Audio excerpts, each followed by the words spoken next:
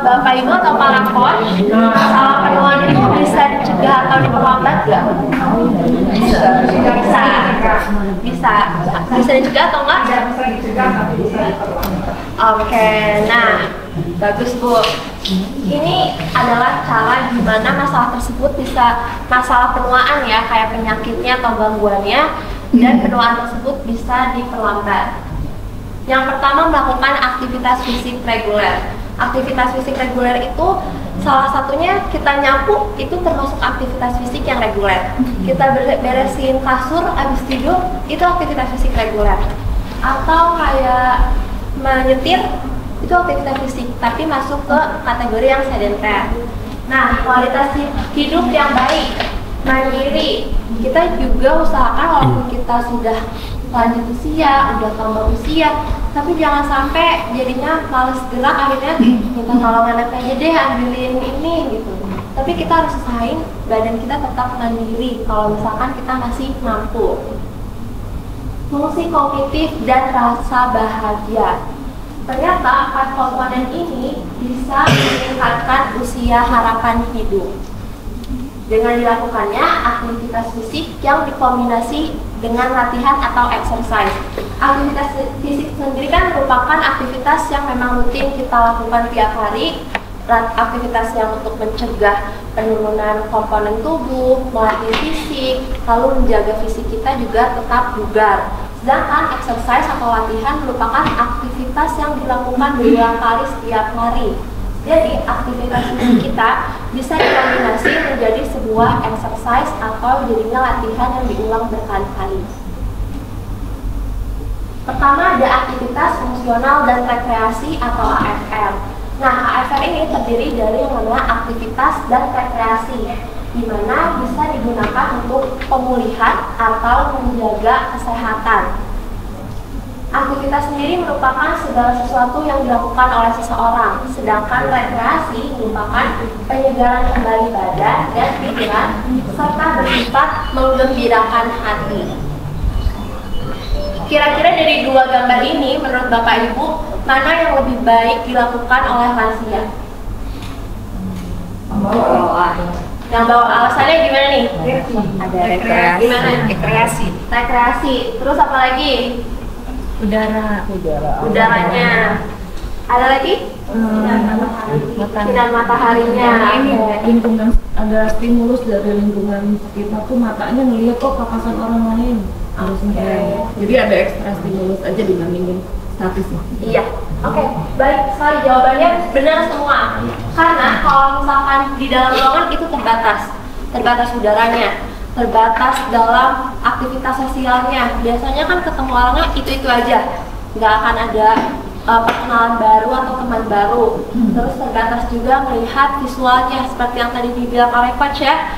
Jadi visualnya cuma bisa melihat itu aja, lebih terbatas dibanding melakukan kegiatan di luar rumah. Jadi kalau misalkan ibu-ibu atau bapak-bapak mau latihan kekuatan, bisa nih barbelnya dibawa ke taman, sambil di taman sambil latihan. Itu biar lebih dapat suasana baru, teman baru, itu terus asupan oksigennya juga lebih enak kalau misalkan di ruangan ya. Kenapa AFR itu menjadi salah satu komponen yang penting? Karena dalam tubuh kita kan butuh melakukan aktivitas. Kita juga memiliki kebutuhan dasar dan butuh yang namanya rekreasi. 3 hal ini akan membantu dalam meningkatkan kapasitas fisik, emosi, intelektual, dan kehidupan sosial. Yang pertama, kita melakukan aktivitas jalan santai misalnya, terus dikombinasi nanti habis jalan santai kita bisa lakukan latihan penguatan dengan angkat beban yang 1 kilo dulu, atau gak usah angkat beban, pakai berat badan dulu, chair squat. Ada kursi di taman, kita lakuin chair squat, itu bisa menambah kapasitas fisik. Tetapi intelektualitas juga bisa meningkat karena ada interaksi sama orang lain. Misalkan ada teman ngobrol, ada komunikasi 2 arah, saling kenalan, ingat-ingat nama, berarti kan itu membantu otak kita terus aktif, kognitifnya juga terus terasah. Nah, emosinya gimana? Biasanya kalau kita habis ngobrol nih sesama temen gitu, atau sama ibu-ibu yang lain, bapak-bapak yang lain, biasanya nyampe rumah sumringah banget, rasanya happy kan ya. Jadi emosinya juga akan lebih stabil, emosinya meningkatnya ke arah yang positif. Hormon endorfinnya juga akan menaik. Selain menaik karena aktivitas atau latihan fisik, menaik juga karena adanya interaksi antar sosial. Lalu kehidupan sosialnya juga dapat meningkat. Durasi latihan fisik yang baik dilakukan oleh lansia itu menurut WHO ada 150 menit per minggu, di mana intensitasnya itu moderat. Kalau intensitas latihannya moderat berarti 150 menit. Sedangkan kalau intensitas latihannya berat nih, maksudnya kayak angkat bebannya udah ekstra banget, itu berarti 75 menit per minggu. Nah, ini adalah pengukurannya, tapi ini sebenarnya bukan standar pakunya untuk aktivitas, karena lagi-lagi mau mengkategorikan aktivitas itu sedenter, light, moderate, atau vigorous atau berat, itu dilihat dari beban dan repetisi kan ya. Jadi ini merupakan contoh gambaran umumnya saja, dimana kalau aktivitas sedentari berarti aktivitas posisi statis, duduk, nonton TV dalam waktu yang lama, itu kan tidak banyak gerak, berarti itu sedenter. Atau menyetir dalam jangka waktu yang jauh, itu berarti posisi duduk dengan posisi yang sama dalam berjam-jam, itu sedenter. Untuk light activity itu berarti bisa hobi, menjahit, berkebun, atau misalkan sepeda statis yang kayak gini, ada sepeda di rumah. Nah, itu bisa masuk ke dalam light aktivitas fisik. Yang selanjutnya ada moderate aktivitas fisik. Itu bisa berupa senam lansia, itu masuknya ke moderate. Atau misalkan jogging pagi di taman, itu juga masuknya ke moderate. Mengangkat, misalkan mengangkat beban, mulai latihan kekuatan, tapi bebannya 0,5 kilo atau 1 kilo. Sedangkan ibu sebenarnya bisa mengangkatnya lebih nih, ibu atau baru bisa mengangkat sampai 3 kilo. Berarti kan itu masih kategorinya light, moderate, masih kategori moderate, karena sebenarnya masih mampu lebih berat daripada itu. Sedangkan kalau misalkan vigorous aktivitas fisik, itu masuk ke mulai ada naik gunung, itu kan udah berat banget kan naik gunung. Terus sepedahan, tapi sepedahannya langsung ke jalan. Kenapa sepeda statis di rumah sama sepedahan ke jalan itu berbeda intensitasnya? Karena kalau misalkan di statis itu di rumah nggak ada permukaannya sama, pace-nya bisa diatur, mau rendah, mau cepat, beratnya bisa diatur untuk pedalnya. Sedangkan kalau misalkan aktivitas di rumah, sepedahan langsung, akan ada naik turun permukaan, ya kan, naik turun permukaan. Cepat lambatnya itu tergantung kekuatan kita, benar-benar menggunakan yang namanya daya tahan tubuh dan kekuatan dari tubuh kita. Makanya itu masuk ke dalam kategori yang berat atau vigorous. Nah, gimana 150 menit per minggu? Artinya itu sehari kita cukup melakukan 30 menit aktivitas fisik, kurang lebih 30 menit gitu. Yang intensitasnya moderat, berarti bisa dengan latihan kekuatan yang simple atau menggunakan berat badan, atau bisa juga dikombinasi dengan kardio atau aerobik itu dengan senam. Sedangkan kalau 75 menit per minggu berarti 75 dibagi 7, berarti sekitar 10 menit atau 12 menit itu harus ada per harinya, itu 12 menit aktivitas. Dan catatan bahwa latihan kardio ini penting minimal 10 menit dalam setiap aktivitas fisik.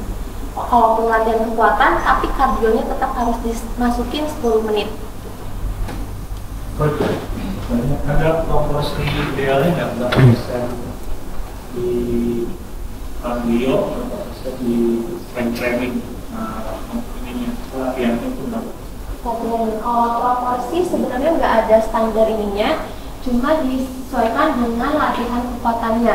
Intinya kalau misalkan dalam 15 menit, berarti kita ngambilnya, kalau misalkan dilihat dari kondisi, lansianya lebih butuh mana? Lebih butuh kekuatan kah atau butuh kardionya? Kalau misalkan lansianya sebenarnya kuat, badannya nggak kenapa-napa tapi udah lelah, berarti itu kan daya tahannya yang perlu dinaikin. Berarti proporsinya bisa 2:1, misalkan 20 menit lebih ke kardionya, 10 menit dimasukin latihan kekuatannya. Tetapi kalau misalkan lansianya ini udah susah ngangkat barang atau lebih lemas ngangkat kaki udah nggak mampu, pegel, itu bisa lebih fokusin ke latihan kekuatannya. Berarti diganti jadi 2 latihan kekuatan 20 menit, 10 menitnya ke kardionya. Intinya 2 latihan tersebut itu penting karena dengan bergerak kita butuh kekuatan otot, tapi juga butuh sistem pernapasan yang baik dan daya tahan tubuh yang baik. Jadi nggak bisa fokusnya hanya cuma satu gitu. Balik lagi kalau persenan atau patokan berapa gerakannya itu dilihat dari kondisi lansianya. Jadi perbandingannya dilihat penggunaannya. Atau dari coach yang ada tambahan. Mungkin nanti dari sisi aku sebagai personal trainer, nanti setelah sesi ini kita habis ini ada istirahat ya 15 menit. Nanti setelah ini ada sesiku, mungkin nanti aku bisa sharing gimana sih approachku sebagai personal trainer untuk melatih seorang lansia, dan bagaimana cara kita menentukan kapan sih harus progres, kapan kita tetap di beban ini dulu gitu kan, kapan kita harus regresi atau mencari gerakan yang lebih mudah.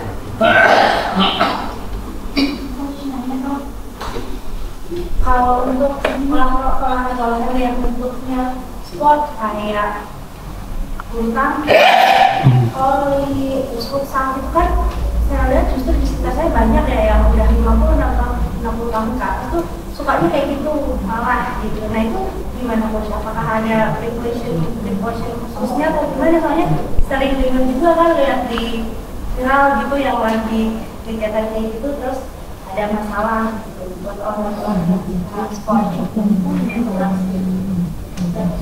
Nah, kalau misalkan latihan